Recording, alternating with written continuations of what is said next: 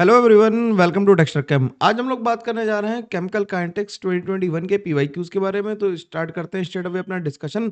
यार सब कुछ अवेलेबल है कहाँ पे? dexterchem.in/courses पे जाओगे तो सारे पीवाईक्यूज लगभग कंप्लीट है। मैं एक एक करके सारी पीवाईक्यूज की जो चेकलिस्ट है उसे कंप्लीट कर रहा हूँ। मैं धीरे धीरे सारे कंप्लीट कर दूंगा, टेंशन लेने की जरूरत नहीं है। तो पता है ना पीवाईक्यू कहाँ मिलेंगे? dexterchem.in/courses पे जाओगे, पीवाईक्यू सेक्शन पे क्लिक करोगे, एक तुम्हें गूगल की मतलब स्प्रेडशीट मिल जाएगी, उसमें सारे लिंक्स हैं, मतलब सेल्फ अटेम्प्ट शीट भी है, सॉल्यूशंस भी हैं, सब कुछ अवेलेबल है। तो वहां से ये सब कुछ मिल जाएगा, परेशान होने की जरूरत नहीं है। चलो हम लोग स्ट्रेट अवे क्वेश्चन नंबर 1 पे चलते हैं। क्वेश्चन नंबर 1 क्या कह रहा है? क्वेश्चन नंबर 1 कह रहा है sucrose हाइड्रोलाइजेज in acidic solution into glucose and fructose following first order rate law with a half life of 3.3 hours at 25 degree centigrade। कह रहा है कि at 9 hours the fraction of sucrose molecules remaining is f, the value of log 10 1 upon f is। ठीक है, तो हमें पता है कि फॉर्मूला हम क्या लगाएंगे फर्स्ट ऑर्डर काइनेटिक्स के लिए? k इज इक्वल टू क्या होता है फर्स्ट ऑर्डर काइनेटिक्स के लिए? k इज इक्वल टू क्या होता है? k इज इक्वल टू होता है 2.303 upon T log of 1 upon, अगर हम इसे एफ ही लिख दें सीधे सीधे कि इनिशियल अपॉन फाइनल लिख दें, रिमेनिंग तो 1 अपॉन एफ लिख दें। तो मतलब अगर तुम चाहो तो इसे ऐसे भी लिख सकते हो कि A upon A not minus X, या तो इसे हम लिख सकते हैं क्या कि के की वैल्यू कितनी दी है हमें? लिए 0.693 अपॉन टी हाफ कितना दे रखा है? 3.33 आवर्स दे रखा है। ठीक, 3.33 आवर्स दे रखा है इज इक्वल टू हो जाएगा क्या 2.303 अपॉन टाइम हमें दे रखा है 9 लॉग ऑफ 1 अपॉन एफ। ठीक, सिंपल सी बात है। अब क्या करा है कि इसे सॉल्व कर दो तो यह आ गया 9 इधर आ गया, 0.693 इधर आ गया, डिवाइडेड बाई 3.33 इधर आ गया, इंटू 1 अपॉन 2.303 इधर आ गया, इज इक्वल टू बचा लॉग 1 अपॉन एफ। आसान बात है। दो डेसिमल से अगर हम इसे कैंसिल कर दें तो ये 0.3 है, तो ये हो जाएगा 2.7 divided by 2.303 is equal to log 1 upon F. ठीक, सिंपल, लॉग 1 अपॉन एफ। ठीक, तो इसे क्या कर दें, तो log 1 अपॉन एफ की वैल्यू अगर इसे सॉल्व करोगे तो log 1 अपॉन एफ की वैल्यू जो आ जाएगी वो आ जाएगी 0.8108। ठीक, तो ये कितना आ जाएगा? तो 1 अपॉन एफ की वैल्यू आ जाएगी 10 रेज टू द पावर 0.8108, यानी कि आ जाएगा 81.08 into 10 raise to the power -2। तो इससे जो आंसर लिखेंगे वो क्या लिख देंगे? 81 लिख देंगे। ठीक है यार, कैलकुलेशन एंटी लॉग वगैरह क्वेश्चन में गिवन होना चाहिए, अदरवाइज बड़ी दिक्कत आएगी इस सवाल को करने में। तो मैं फिर से बार बार ये कहता हूँ, हमेशा कहता हूँ कि काइनेटिक्स के क्वेश्चन को इंटीजर में करने से मतलब अब तो ऑप्शन नहीं बचा है, लेकिन अब तो करना ही पड़ेगा। तो होपफुली वो लॉग वॉग की वैल्यू भी देंगे ही। तो इसका आंसर हम क्या मार्क करेंगे? आंसर हम इसका 81 मार्क कर देंगे। तो पहले क्वेश्चन का आंसर इस तरह से आ गया। अगले क्वेश्चन पे चल सकते हैं। कैलकुलेशन बहुत भयंकर आ रही है, मेंस वाले खुद सॉल्व करके नहीं देख रहे हैं, इसलिए कैलकुलेशन इतनी ज़्यादा आ रही है। क्या कर रहा है? For this reaction A plus B, A times A plus B times B give C moles of C plus D moles of D. The plot of log K versus 1 point T is given below. ठीक है, the temperature at which the rate constant for this reaction is 10 to the power minus कितना है 4 second inverse is. कह रहा है कि rate constant जो 500 kelvin पे हमें दिया हुआ है, तो हमें ये पता होता है कि log of K2 by K1 is equal to हम लिख सकते हैं क्या कि A upon 2.303 R 1 upon T1 minus 1 upon T2। तो हमें ये दे रखा है log K2 की वैल्यू हमें दे रखी है 10 रेज टू द पावर -5 और ये दे रखा है 10 raise to the power -4 is equal to इसकी जो हमें पूरे की वैल्यू दे रखी है स्लोप की, वो दे रखी है -1000। ठीक, ये हमें कितनी दे रखी है? -1000 दे रखी है। माइनस माइनस क्या है, तो स्लोप नेगेटिव ही है, तो ये वैल्यू दे प्लस 10,000 दे रखी है। और ये हो गया कितना? 1 अपॉन टी हमें निकालना है, -1 अपॉन T2 की वैल्यू हमें दे रखी है 500। ठीक, कोई दिक्कत नहीं। यहाँ से इसे सॉल्व कर दिया तो ये हो गया log 10 raise to the power -1 is equal to 10,000 1 upon T1 minus 1 upon 500। ठीक, तो ये हो गया -1 इज इक्वल टू हो गया 10,000 अप T1 माइनस 1 अपॉन 500।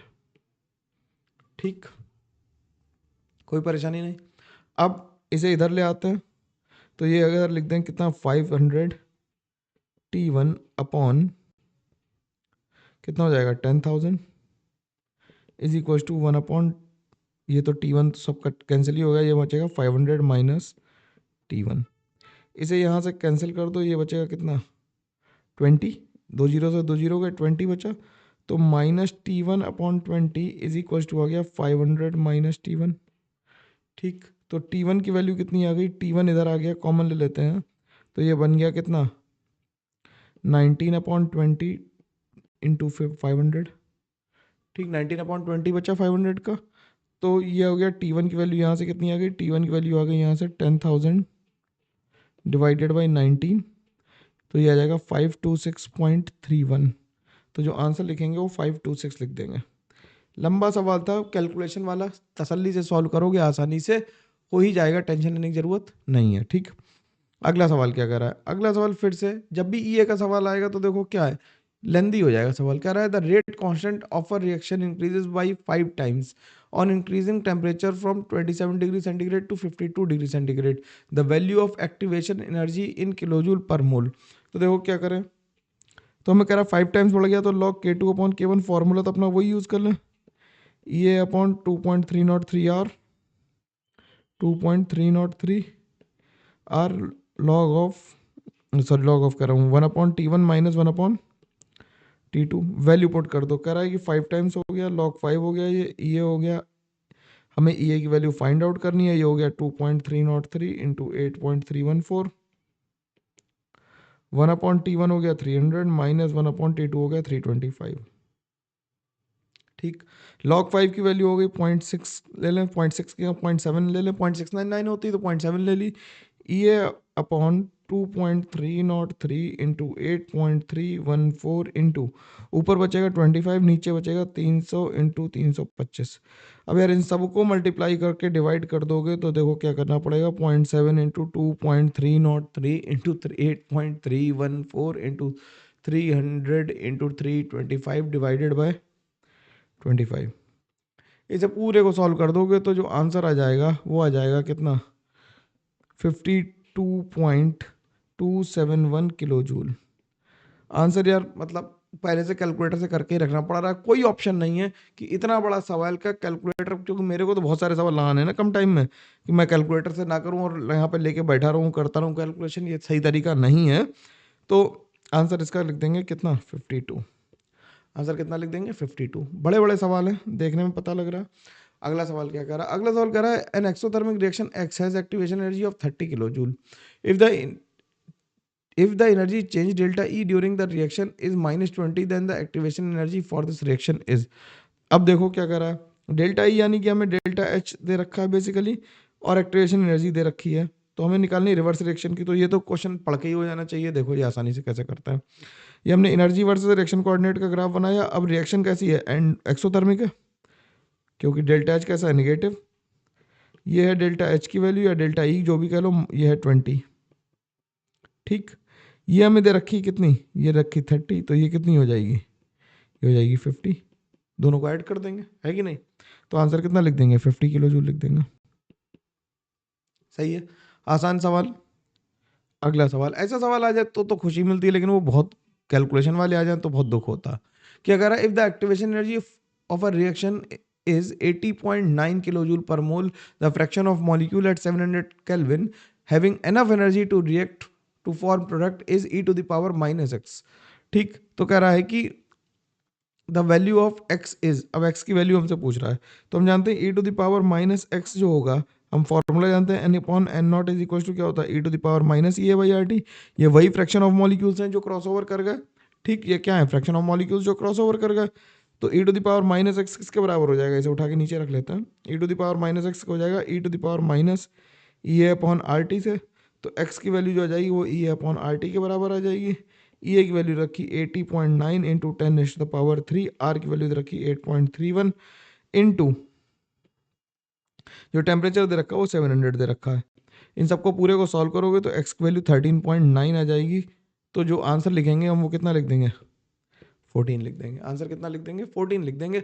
क्यों? देखो फ्रैक्शन ऑफ मॉलिक्यूल कैसे निकालते हैं? फ्रैक्शन ऑफ मॉलिक्यूल जो क्रॉसओवर कर गए वेरियर को उसे निकालने के लिए फॉर्मूला होता है n = n0 e to the power minus EA/RT, जहां पे n0 जो है वो initial number of total number of molecules हैं और n वो मॉलिक्यूल्स हैं जो क्रॉसओवर कर गए हैं। ठीक है, तो ये फॉर्मूला अगर नहीं याद है तो भाई इस फॉर्मूले को जरूर जरूर ध्यान रखो। ऐसे सवाल आ चुका है, ये तो दिख ही रहा है, और ऐसे सवाल आते भी रहते हैं, टेंशन की लेने की जरूरत नहीं है। ठीक है, अगला सवाल क्या कर रहा है? The decomposition of a formic acid on glucose surface follows first order kinetics. If the rate constant at 300 kelvin is this, the activation energy is this, then the rate constant at 200 kelvin पे निकालना है। तो इसमें फिर से वही formula लगा देंगे क्या कि log K2/K1। सब एक ही जैसे सवाल आ रहे हैं और आने भी चाहिए, क्योंकि यार पेपर में होमोजेनिटी तो होनी चाहिए।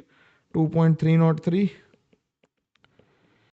Into 1/T1 minus 1/T2। तो log K2 की वैल्यू कितनी हो गई? K2 की वैल्यू हो गई 1 × 10⁻³ डिवाइडेड बाई K1 की वैल्यू हमें निकालनी है। EA की वैल्यू हमें पता है कितनी? 11.488 into 10⁻³ divided by 8.314 into 2.303। 1/T1 की वैल्यू कितनी है? 200 माइनस 1/300। ठीक, तो महाराज इसे सॉल्व करना थोड़ा सा कठिन हो गया है। log 10⁻³ इज इक्वल टू हो जाएगा कितना? इसे अगर सॉल्व कर दोगे तो कितना आ जाएगा? इसे पूरे को सॉल्व करो यार, बहुत गंदा कैलकुलेशन है, कर देते हैं। 11.488 into 10⁻³ into 100 divided by 8.314 into 2.303 into 200 into 300। तो 2 जीरो से 2 जीरो गए, इसके 2 जीरो से 0 गया, एक बचा है यहाँ पे। ठीक, तो ये आ गया 114.88 डिवाइडेड बाय 6 इंटू 2.303 इंटू 8.314। तो ये 12 12 96 लगभग लगभग ये बराबर ही आ जाएगा। तो ये आ जाएगा कितना? 1 के बराबर। ठीक, ये आ गया किसके बराबर? 1 के बराबर। तो log 10⁻³ की वैल्यू हो गई log 10 के बराबर। तो 10⁻³ किसके बराबर हो गया? 10 के बराबर। तो K1 की वैल्यू आ गई 10⁻⁴, या फिर लिख दें 10 इंटू 10⁻⁵। ठीक, तो इस तरह से इसका आंसर 10 लिखा जाएगा भाई। कैलकुलेशन अगेन यार देखो, ये 12, ये मैंने कैसे किया? 6 दूनी 12 होते, 12 ये और 18 13 के लगभग होगा। 13 8 117, 13 8 104 होते, और वो 2 पॉइंट में भी है समथिंग समथिंग, तो वो लगभग 114 के बराबर ही आ रहा होगा, नियरली 1 इसे मान लो, है ना। तभी ये सवाल सॉल्व हो पाएगा और गंदा गंदा आंसर आ जाएगा। ठीक, अगला सवाल क्या कह रहा है? अगला कह रहा है कि A and B decomposes via first order kinetics with half life 54 minutes and 18 minutes respectively. Starting with equimolar non-reactive mixture of A and B, the time taken for the concentration of A to become 16 times that of B. अब A का concentration B के 16 times हो जाए, इसके लिए हम क्या करेंगे? हमने लिया, मान लो A का 1 मोल ले लिया और B का भी 1 मोल ले लिया। 1 से आधा होने में इसे लगा कितना? 54 मिनट। इसे आधा होने में लगा 18 मिनट। इसे आधा होने में 1/4 होने में कितना लगा? और 18 मिनट लग गया। फिर इसे 18 मिनट और लगा, कितना होने में? 1/8 होने में। अब ये 1/8 और 1/4 तो हाफ हुआ। अब इसे कर दो क्या? 54 मिनट्स और लगेंगे इसे कितना होने में? 1/4 होने में। अब इसे आगे बढ़ते जाओ, तो ये अभी कितने टाइम से? हाफ टाइम से इसे बढ़ाओ। अब तो ये 1/16 हो गया, कितने में? और 18 मिनट में। 1/32 हो गया और 18 मिनट्स में। 1/16 1/2 हुआ, 1/4 हुआ, 1 2 3 4 5, 1 2 3 4 5, और ये कितना हो गया? 1/4 टाइम्स हो गया क्या ये? ठीक, ये 1/4 टाइम्स। हमें कितना करना है? A बिकम्स 1/16 करना है। अच्छा, तो ये 18 मिनट में और कहाँ पहुंच गया? 1/32 हो गया भाई। ठीक, और 18 मिनट लग गए। अब टाइम बराबर हो गया ना। देखो कितना हुआ, ये 1/64 हो गया, और 1/4 इज इक्वल टू 16 टाइम्स 1/64 होता। तो हम ये कह सकते हैं कि ये A है, ये B है। तो ये हम कह सकते हैं कि 54 इंटू 2 यानी कि 108 मिनट में ही ऐसा हुआ होगा। बहुत ज़्यादा कैलकुलेशन करने की जरूरत नहीं, देख लो 18 एकम 18 18 36 तियाँ 18 3 36 और 18 36 36 कितने हो गए 72 72 और 36 कितने हो गए 108 मिनट हो गए। तो आंसर लिखेंगे 108 108 मिनट के बाद क्या होगा, ये दोनों बराबर हो जाएंगे 1/16 के। ठीक है, तो इस तरह सवाल को इसे करना था ज़्यादा, मतलब अगर कैलकुलेट वैसे करोगे रेट कांस्टेंट लिख के तब भी हो जाएगा, लेकिन क्यों लिखे हैं, है ना, दूसरे तरीके से करके देखते हैं। अगला क्या कह रहा है, for a reaction sudden first order reaction 32% of the reaction is left after 570 seconds, the rate constant of the reaction is. तो क्या कह रहा है कि k इज इक्वल टू होता है 2.303 upon T log of a upon a minus x, है ना। तो हमेशा मान लें क्या कि k इज इक्वल टू, हमें रेट कांस्टेंट वैल्यू निकालनी है 2.303 अपॉन 570 लॉग ऑफ, इसे मान लो 100 और ये 32% है तो 32 बची। ठीक, तो ये हो गया 2.303 अपॉन 570, इसे लिख लो 2 माइनस 5 लॉग 2, 2 माइनस 5 लॉग 2 लिख लिया, तो ये आ गया 2.303 अपॉन 570 लॉग 5 लॉग 2 कैसे लिख दिया, 2 raise to the power 5 is 32, तो ये हो गया 2 माइनस 5 इंटू 0.3, तो ये 0.5 बचा इंटू 0.5 डिवाइड बाई 570। अब भैया डिवाइड करना पड़ेगा, इससे ज़्यादा इसे फर्दर सॉल्व नहीं कर सकते, तो इसे डिवाइड करोगे तो आ जाएगा 0.0199, तो ये आ गया कितना 1.99 into 10 raise to the power -3, तो इसका जो आंसर आ गया वो 2 आ गया। ठीक, आंसर जो आ गया 2 आ गया। फिर से वही कैलकुलेशन आखिरी में फंसेगी, और उसमें जो दिक्कत है यार वो मतलब उसे रिपेयर नहीं कर सकते, ऐसी दिक्कत है। क्या कर रहा है अगला question, the reaction of 2a plus b2 gives twice ab is an elementary reaction for certain quantity of reactant. ठीक है, if the volume of the vessel is reduced by a factor of 3, volume 1/3 कर दिया। ठीक है, और ये elementary reaction है, तो r जो है वो k इंटू ए की पावर 2 इंटू b2 है। क्योंकि ये एलिमेंट्री रिएक्शन है तो ऑर्डर और मॉलिकुलरिटी क्या होंगी, order will be equals to same as molecularity, elementary हमें दे दी है ये कह के। अब क्या कर रहा है, वॉल्यूम को रिड्यूस कर दिया 1/3 से।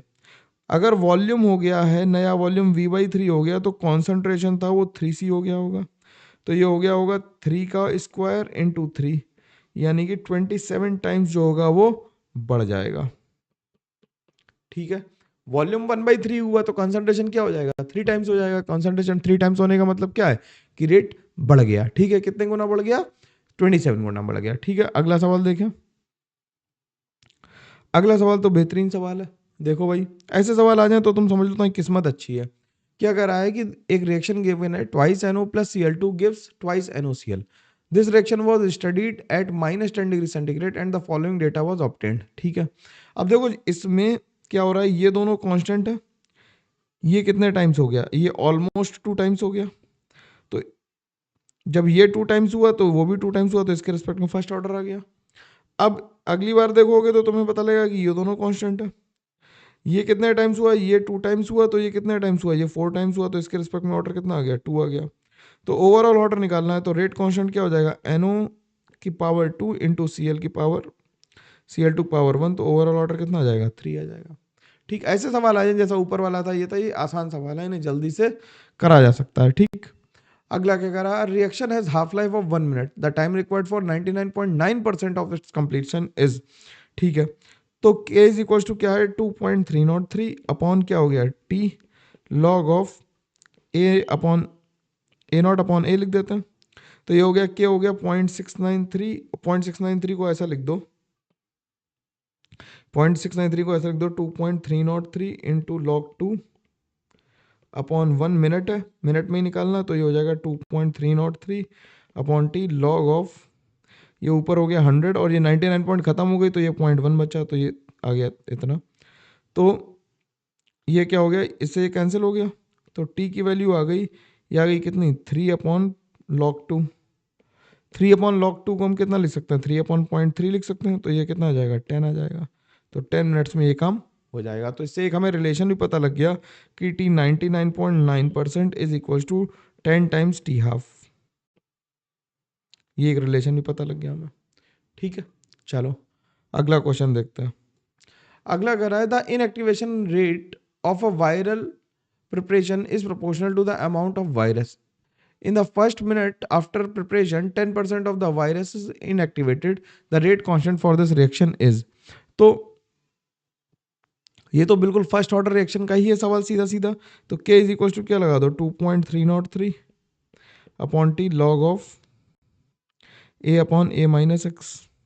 ठीक, तो ये हो गया k। अब इसके लिए हमें क्या दे रखा है, रेट कांस्टेंट वैल्यू निकालनी है, t की वैल्यू हमें गिवन है कितनी 10 मिनट्स में, फर्स्ट मिनट में। ये तो 1 ही हो गया, लॉग ऑफ a की वैल्यू हो गई मान लेते हैं कितनी 100 और 10% रिड्यूस हो गया तो 100/90 बचा। ये कैंसिल हो गया तो ये आ गया 2.303 लॉग 10 की वैल्यू हो गई कितनी लॉग 10 माइनस 3 2 लॉग 3। ठीक, तो ये हो गया 2.303 1 माइनस लॉग 3 की वैल्यू कितनी रखी 0.477। अब इसे मल्टीप्लाई कर दो, बस आंसर आ गया। तो मल्टीप्लाई कर दोगे तो 0.10593 आ जाएगा। तो जाएगा 105.93 इंटू 10⁻³ यानी कि 106 आंसर आ जाएगा। ठीक है, कोई दिक्कत नहीं। अगला सवाल देखते हैं। अगला सवाल क्या कर रहा है कि PCl5 को डिसोसिएट किया किससे, PCl3 और Cl2 से। इन the above first order reaction the concentration of PCl5 reduced from initial concentration this to this in 120 minute, the rate constant at 300 kelvin. तो ये तो बिल्कुल मतलब सिंपल सवाल है, इन्हें तो कोई बिल्कुल बुद्धि लगाने की जरूरत ही नहीं है, फॉर्मूला लगाना है, आंसर आ जाएगा 2.303 अपॉन टी की वैल्यू कितनी हो गई 120 लॉग ऑफ 50 अपॉन 10। तो ये कितना आ गया 2.303 डिवाइडेड बाई कितना हो गया 120 और लॉग 5। लॉग 5 की वैल्यू इतने अच्छे भले लोग हैं कि दे दी गंदी सी वैल्यू एक। अब जो वैल्यू दे दी है वही यूज़ करना, नहीं तो आंसर गड़बड़ा जाएगा 0.6989। कितने गंदे लोग हैं, 0.7 भी दे सकते थे ना, तो जीवन बच्चे का आसान हो जाता, लेकिन नहीं, इन्हें तो बच्चों का जीवन क्या करना है, मुश्किल करना है। तो अपन लोग उसी मुश्किलात का सामना करते हुए कैलकुलेटर का यूज़ करके मैं तो आंसर निकाल दूंगा, तुम अपना देखो यार कैसे निकालना है। तो जो आंसर आ गया वो कितना आ गया 1.34 आया। तो आंसर हम कितना लिखेंगे 1 लिखेंगे, आंसर क्या लिखेंगे 1 लिख देंगे, क्योंकि 1.34 आया, 1.34 को हम 1 ही लिखेंगे। ठीक, अगला देखो, अगला क्या कर रहा है, अगला कर रहा है the isotopes of hydrogen which emits low energy beta minus particle with T½ greater than 12 years is tritium. Radioactive क्या है, ट्राइट्रियम ज़्यादा है जो ऐसा काम करता है। ठीक, अगले सवाल पे चलते हैं। इंटीरियर टाइप क्वेश्चन है, गंदे गंदे सवाल लगाते हैं। क्या कर रहा है N2O5 gives twice NO2 plus half O2 gas.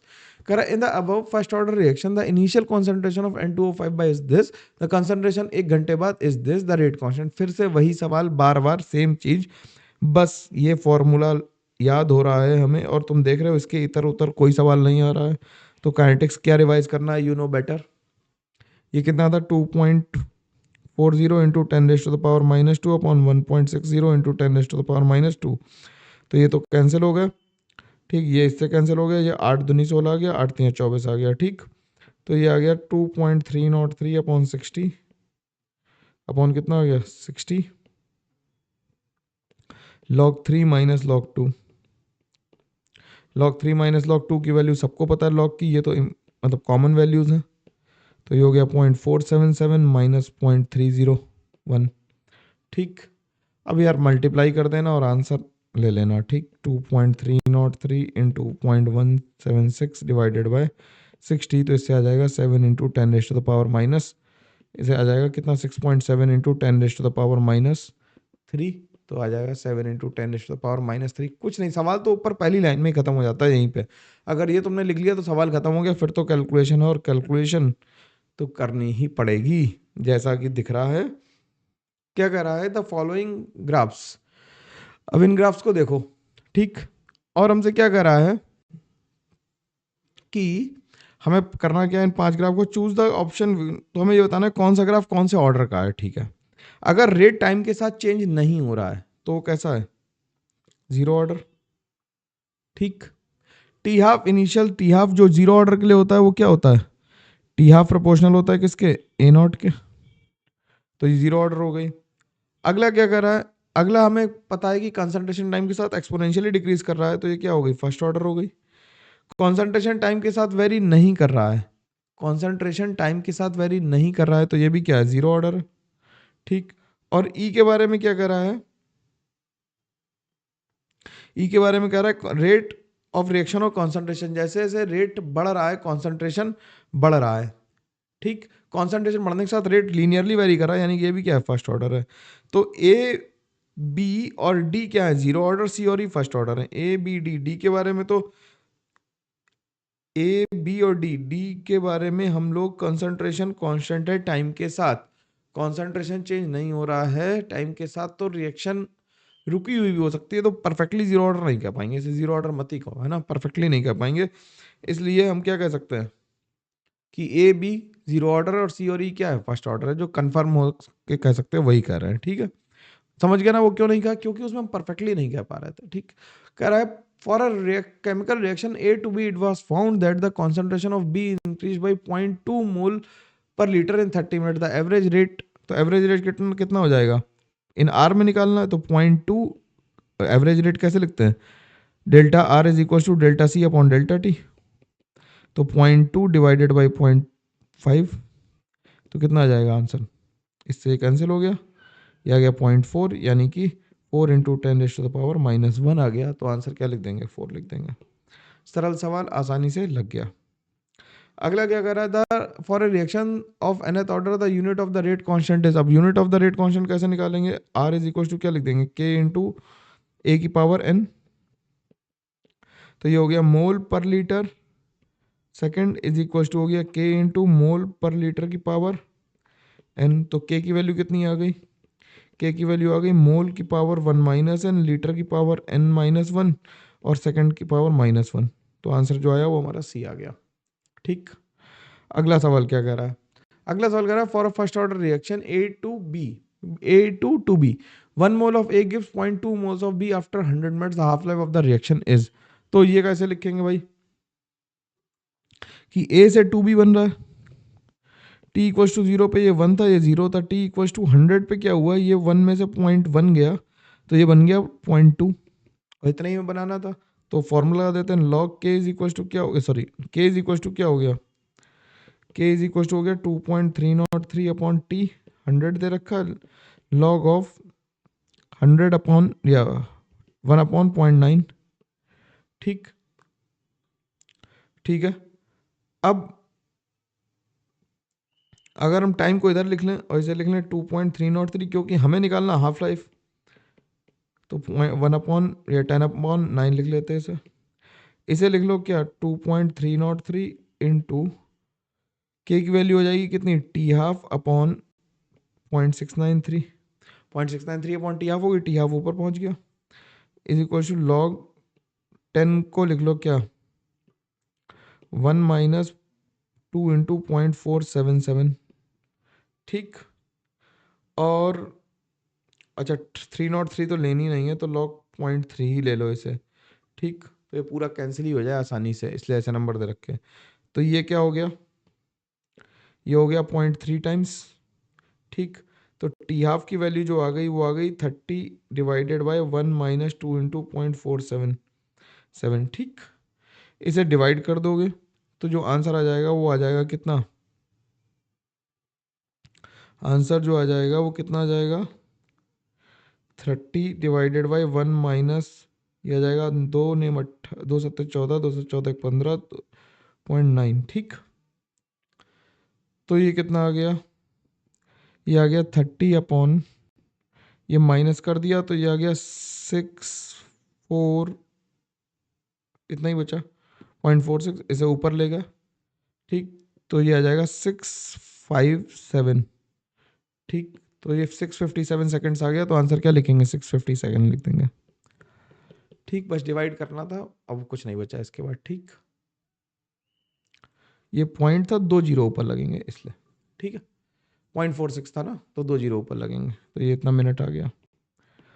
अगला सवाल देखते हैं। अगला सवाल कह रहा है which of the following graph represent the variation of rate constant with temperature as for endothermic reaction, endothermic reaction के लिए कौन बता रहा है, तो एंडोथर्मिक के लिए क्या होगा कि टेम्परेचर बढ़ने से रिएक्शन का रेट बढ़ेगा, उसी आ जाएगा। अगला क्या कह रहा है अगला कह रहा है for this reaction A plus A gives be the rate constant is given by this the activation energy for this reaction पूछ रहा है। तो हमें क्या दे रखा है कि लॉग के इज इक्वल टू होता है E A upon 2.303 R 1/T1 minus 1/T2। ठीक ठीक है। और इससे भी बेहतर तरीका क्या है कि ये पूरा ना लिख के हम क्या लिख दें, K is equal to Arrhenius equation use कर लो, A into e to the power minus E A by R T. तो लॉग के क्या हो जाएगा, लॉग के हो जाएगा log A minus E A upon R T. और इसमें डिवाइड कर दो, अगर 10 का लेना है तो यहाँ पे कर दो किससे, 2.303 से डिवाइड। ठीक। तो ई ए अपॉन आर की वैल्यू जो आ जाएगी, ई ए अपॉन 2.303 आर की जो वैल्यू आएगी वो आ जाएगी 2.47 इंटू 10⁻³ ठीक। तो ई ए की वैल्यू निकाल लो, ई ए की वैल्यू किसके बराबर आ गई, 2.47 इंटू 10⁻³ इंटू 2.303 इंटू 8.314। ठीक। सबको मल्टीप्लाई कर दो और फाइनल आंसर आ जाएगा 47.29 किलो जूल पर मोल।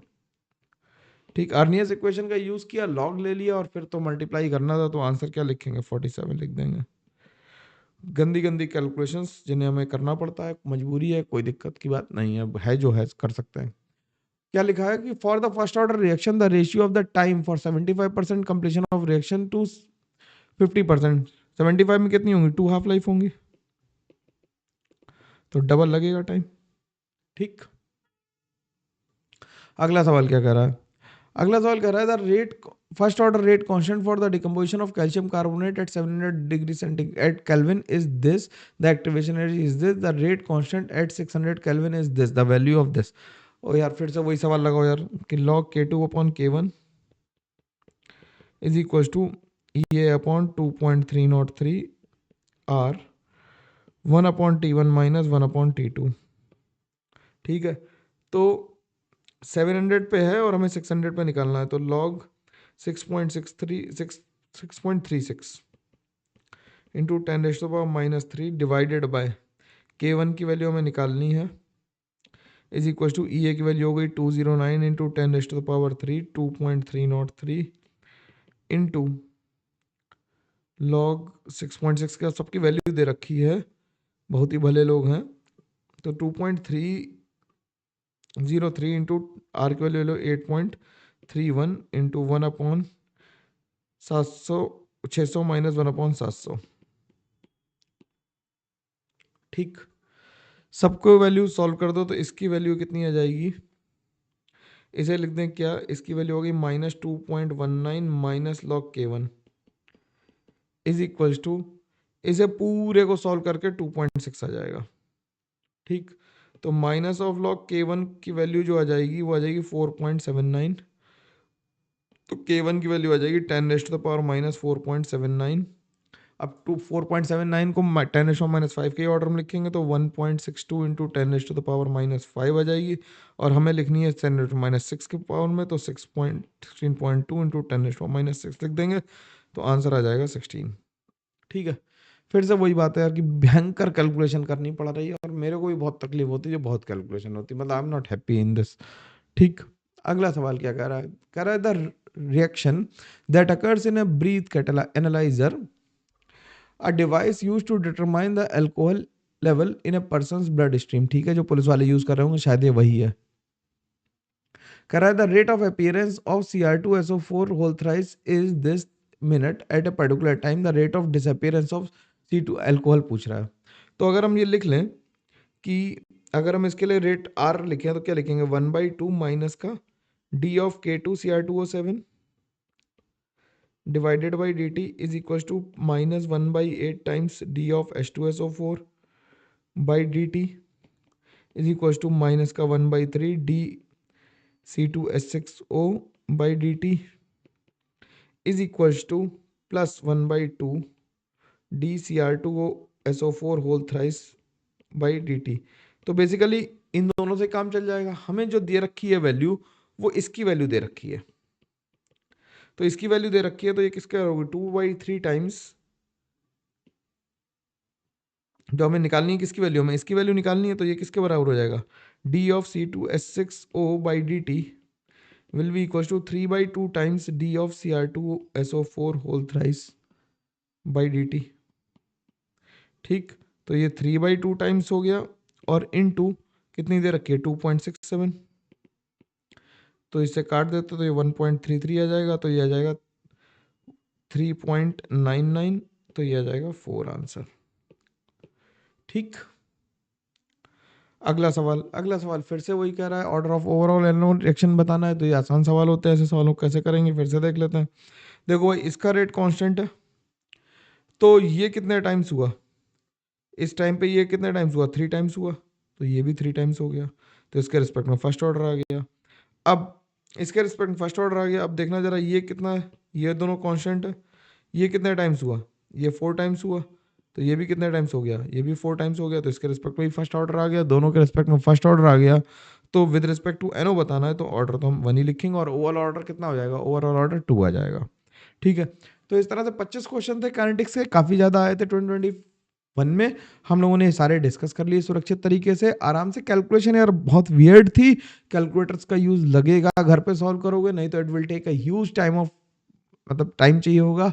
और पेपर में ये एक बार कैलकुलेशन की जा सकती है, क्योंकि पेपर में एक सवाल है काइनेटिक्स का, सारे काइनेटिक्स के थोड़े होंगे, इसलिए पेपर में ये काम किया जा सकता है। अब हम लोग अगले वीडियो में मिलेंगे D&F के साथ या इलेक्ट्रोकेमिस्ट्री के साथ, इन हम लोग क्वेश्चंस और भी जो बचे हुए हैं वो भी कंप्लीट कर रहे हैं धीरे धीरे से, जल्दी जल्दी वीडियो आएंगे, परेशान होने की जरूरत नहीं। और खूब पढ़ो, खूब चैनल को शेयर करो, सब्सक्राइब करो, और अच्छे अच्छे नंबर लेके आओ। ठीक है, चलो मिलते हैं, तब तक के लिए thank you very much, take care, bye bye.